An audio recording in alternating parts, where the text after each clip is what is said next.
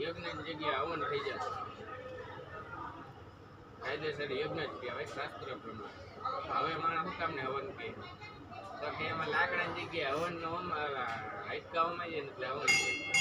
ત્યારે આપણે રામચરિત માનસમાં એક શબ્દ એવો આપ્યો, અમુક શબ્દ હોય ને અદા ન કહીએ.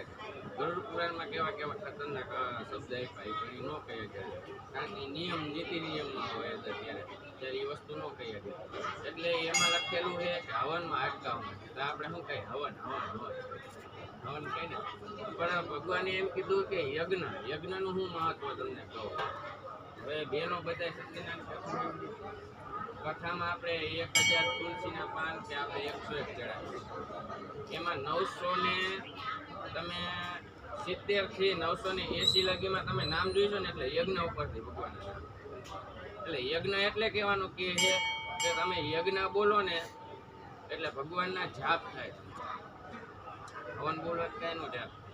અને બીજું હું તો કે બીજો દિવસ હતો કથાનો, બીજો દિવસ હતો કથાનો, ત્યારે યશજી બોલ્યા હતા કે ભગવાન રામનું નામ રટન કરતો હતો કૈલાસનાથન, એટલે ભગવાન ખુદ એને નહોતા મારી ગયા.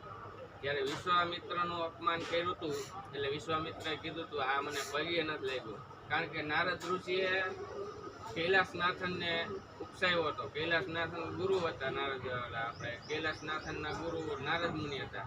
એટલે નારદ મુનિએ કીધું હતું તમે સભામાં જાઓ એટલે બધા ઋષિને તમે નમસ્કાર કરજો, પણ ખાલી વિશ્વામિત્રને ન કરતા. એટલે વિશ્વામિત્રને નમસ્કાર ન કર્યા ને પગે ન લાગ્યો ને એટલે વિશ્વામિત્રને ક્રોધ ચડ્યો અને એ રામ ભગવાનને કીધું કે આને તું હરાવી દે, પરાજિત કરી નાખ, મારી નાખ, કાંઈક કરો, આ મારું અપમાન કર્યું. વિશ્વામિત્ર ગુરુ હતા